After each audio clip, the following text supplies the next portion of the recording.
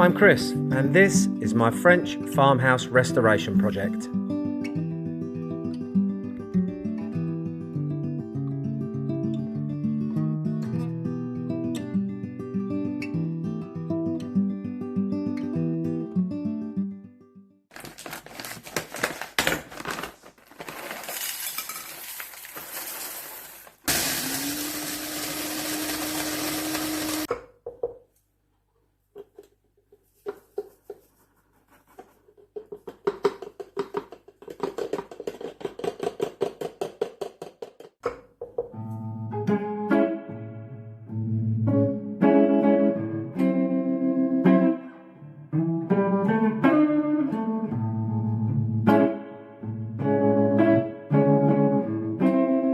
Welcome back, everybody, and in today's episode I am going to be a busy bee. The weather's incredible, so I'm going to get a little bit of the interior work done on my lean-to project. We've effectively got the outside looking pretty much complete, and now I want to do the same thing on the inside. So I'm going to start cleaning the frames and repainting with that lovely green paint, ready for the pointing. Also, I'm going to start working on my raised beds that I created last week and getting some of my plants in there. I'm very excited about that. And then, right at the end, we're going to take a look at that granite ring over in the chicken coop, because I really need to know what's going on in there.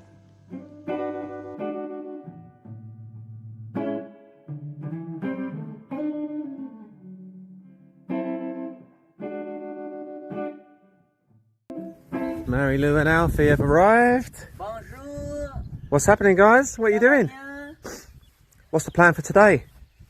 We've got multiple things to do today. We've got to sort out the van so that it goes for a roadworthy test. So we've got to finish off the brakes, make sure the seat belts are in it properly, make sure the seats are bolted down properly, make sure it runs, make sure everything works, etc. Make sure, did you just say make sure the seats are bolted down properly? Yeah. Let's have a quick look in here at the... Well, it's only got one seat at the moment. One seat and half a floor. Where's the other seat? Oh, there it is, in the back. Yeah. Wait, we've got this though. So if you've got this and duct tape and zip ties, you can pretty much MacGyver any vehicle in the world. Yeah. Yeah. No, I agree. Well, when you do eventually end up in oh god. Yeah. When you end up in the Sahara, I would strongly suggest you take lots of gaffer tape and cable ties. Things like that. And WD-40. Yeah. So we just got to make it road legal, really, as much as possible. So it's in a good enough state that the guy at the control service place can say, like, okay, you're restoring a car, it will be okay after. Yeah. Well, I'm sure you can do it. Hey, dude. How are you doing? You're just hanging around underneath Alfie's... Oh, and you've arrived as well. Well, hello, young Ricardo. Oh, yeah. Rub yourself on the camera.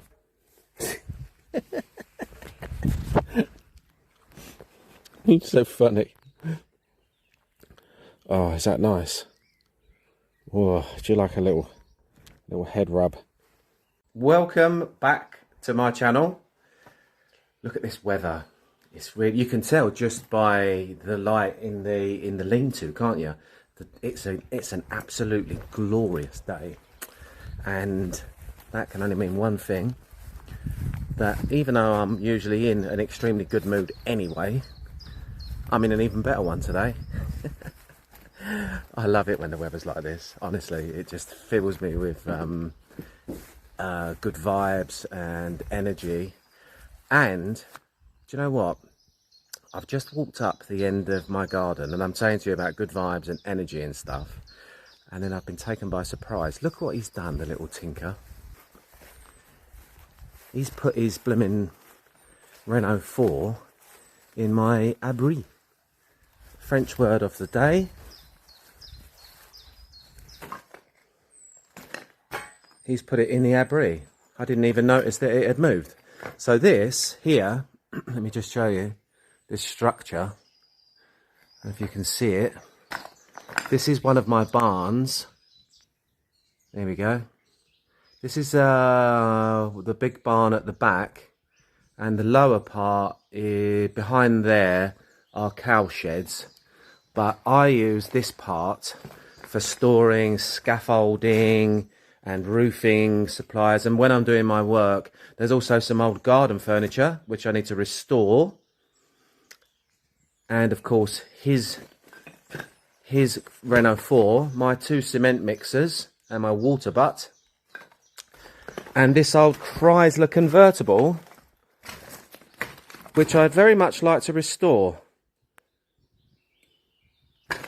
Now, I know that that particular car is not everyone's cup of tea, but it's quite a quirky old car, and it's got a good engine. So, and it looks good with the roof down. It's a fun car for the summer. So I think I am going to get that back on the road. I don't know if I'll get it back on the road for this summer because I've got so much to do. But yeah, I'm rambling. What are we doing today? Today, I am going to do the inside of the steel frame of the lean-to project. Where I've removed all the glass on one side, I'm going to just give that a big clean up, well, just a quick clean up, and then I am going to paint it with the same green paint that's on the outside and start, because we've basically done the outside now. I'm going to start freshening up the inside, ready for pointing. Before we do, I've just noticed in my garden, look at this. I'm in the little woods at the back of my garden, which is on my property, and there's this great big bluebell patch. Check it out, look.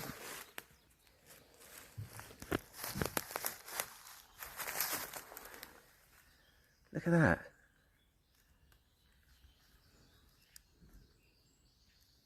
Nice, eh?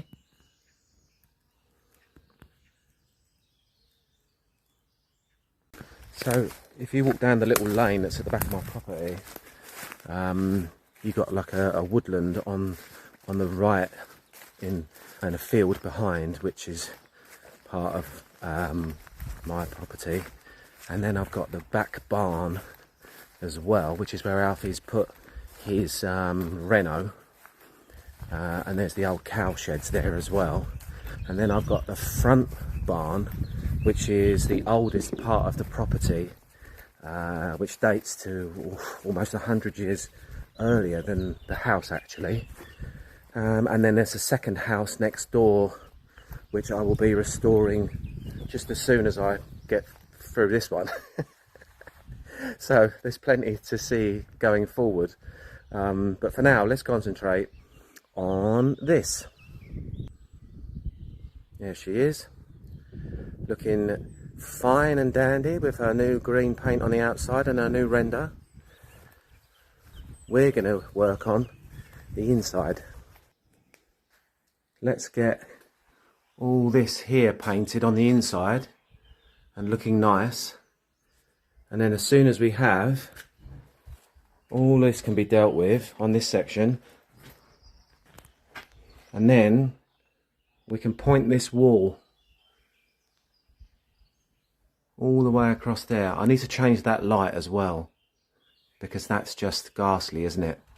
So we need to go to a bricon, I think, and find ourselves a nice light.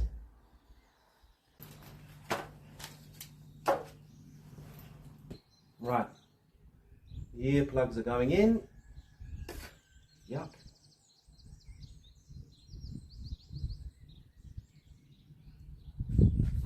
Glasses on. Oh, the glasses are filthy.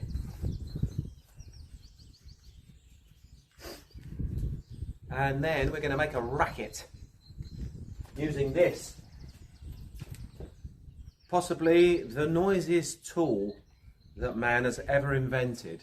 As soon as I put that on there, oh la la. So I've got my ear plugs in. I'm going to wear a dust mask as well for this particular task, and we'll get cracking.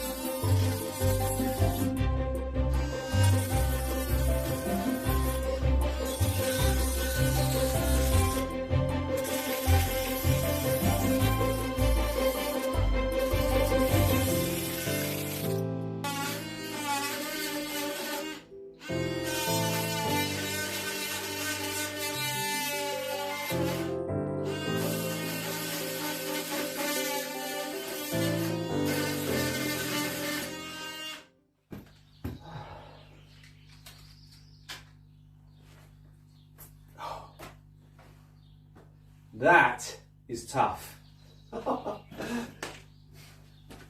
This stuff on the inside here is some sort of red epoxy or something that they used back in the day, and it is a challenge. But you know what? I already feel better for knowing that I'm taking it all off. I'm rubbing down all this rusty inner surface, and then we're going to give it a nice coat of that paint, and it's going to all be, when it's all done, it's going to be really in good shape.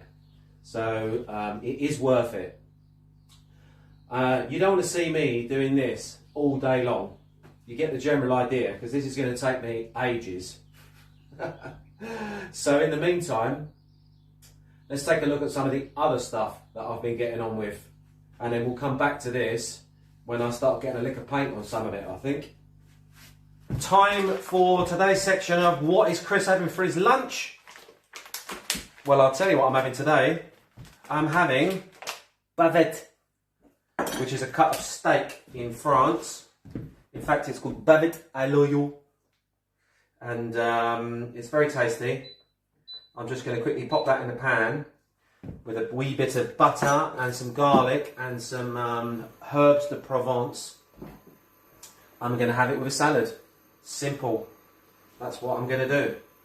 But this is a stainless steel pan, so I have to let that heat up first before I do anything else. Otherwise that is going to stick to that, and that is never a good thing. You're just going to be there scraping it off and trying to remain calm. But they are the best pans for cooking in, I find.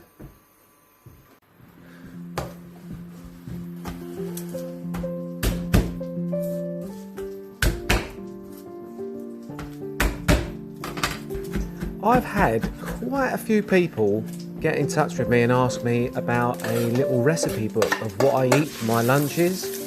And there's nothing difficult about it. I just eat whole foods, decent food every lunchtime. But if you would like me to put together a little sort of short recipe book of what I eat, I'm happy to try and make that happen. Drop it in the comments section, and I'll take it from there.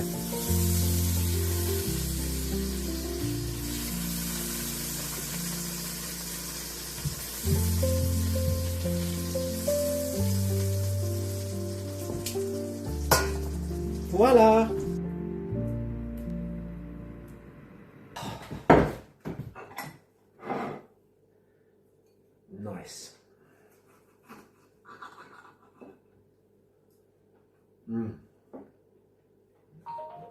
it's delicious.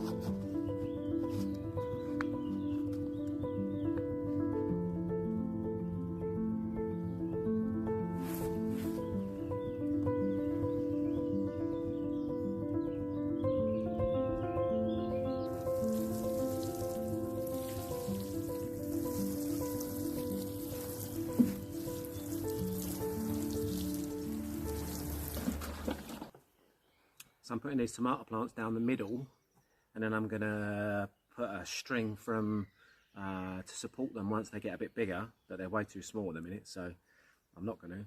This was given to me before my customers left to go back to the US, and usually it's all gone in a flash making dinner, and it's left on the windowsill and then half of it dies. So I am going to break it up into smaller pieces, plant it along the edge and see if we can keep it going. It didn't cost me anything, and I quite like the idea of seeing if I can grow a bit of basil instead of buying basil constantly, and see if I can keep it alive for a change rather than it just dying in its pot. So let's see. I'm going to put it right along the edge. Hopefully it's okay in the sun. We'll soon find out. I'm just going to fill these beds up completely. It's going to be overflowing, these beds.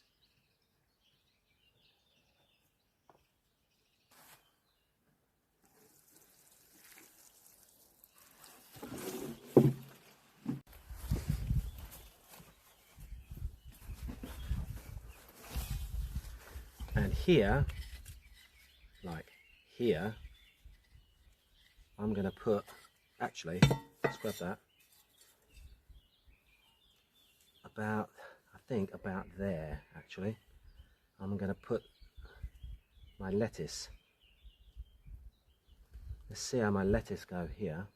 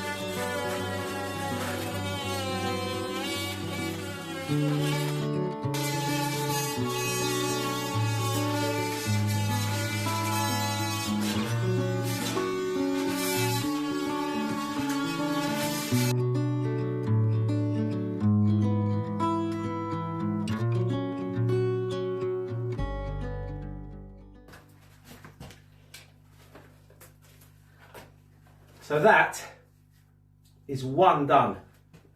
on the inside. That was a tough one, but some of them are going to be easier than that, I hope. But long term, it's the best. Oh, drop my glasses. Long term, it is the best option. Take out all of the old corrosion, give them a nice lick of that paint, which is top quality, and then in years to come, I'm going to be pleased that I did it. So whilst it's a bit back-breaking at the moment, yeah, if you want to make an omelette, you've got to break a few eggs, right? Now then, in true Chris fashion, I've spent all day, well not all day, but the last 2 hours ripping out some of these, all the putty and the epoxy on the inside of this frame. So I think I've earned myself the right to put a bit of green on it, see what it looks like. Even though it's only going to be a base coat, and this stuff's got built-in primers, and this is on the inside of the building, so it's fine. And I don't need to justify myself. I'm excited, and I want to put some green paint on it to see what it looks like. So that's what I'm doing. Because once this green paint goes on the inside everywhere, I can point that wall. Well, actually, I can point that wall as soon as this bit's done and that top bit and the top of the frame, because the rest of it's not affecting the wall. So I can switch it up a little bit. If I get a bit tired of doing, if I want to do 1 or 2 frames per day and then do some pointing as well, I can mix it up a little bit, and it'll break the monotony of just doing one job day after day and give me a great deal of satisfaction, like this is doing right now. I mean, come on, what's not to like about that? Oh yeah.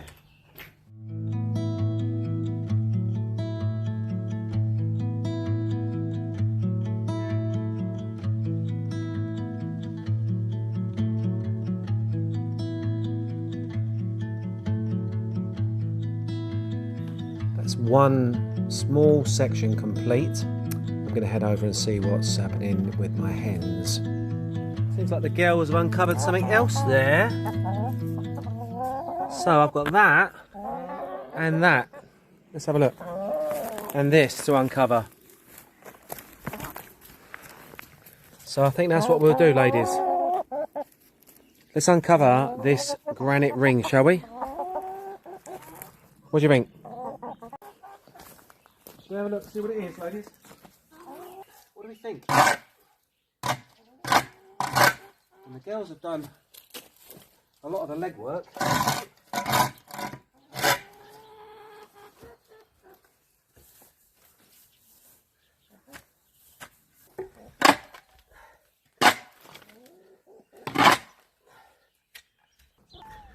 Hello. Can't do your daily inspection? Such a nice day. You alright, son? What you been up to? Have you been off hunting? Yeah, look what I found, Jesse. So here you can see the granite. There's a big solid granite trough arriving.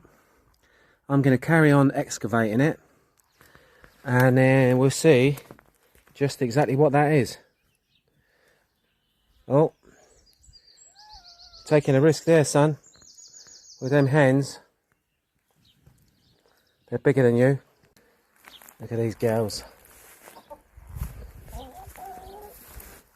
having a nice time there, ladies? What have you got? It's that time of the day, it's beautiful. They're in the shade now, but it's been a very warm day. And I think this is a sign for the rest of the summer. I'm gonna have to put a canopy across this chicken coop, because these girls will struggle with the heat, I think, given how big and feathery they are.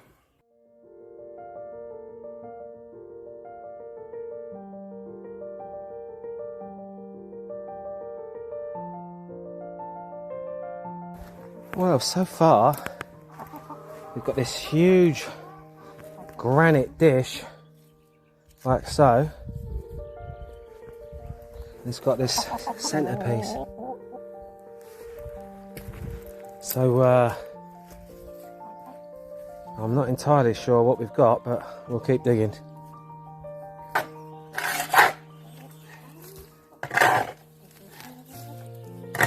Oh, this is exciting, eh, ladies?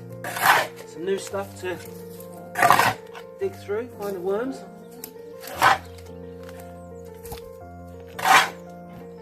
And it looks like we've got a potential water trough for you. What do you think of that? It's a great big thing.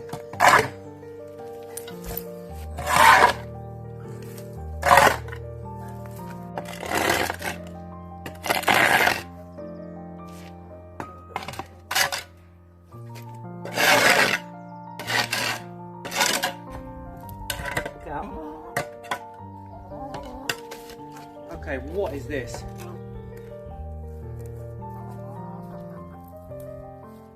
I don't know. So there it is in its entirety. It's very big. You can see from there how big it is. And it's solid granite. And it's a shallow dish. And here there seems to be some sort of cutout here. Almost like it's man-made. There's a V in it there.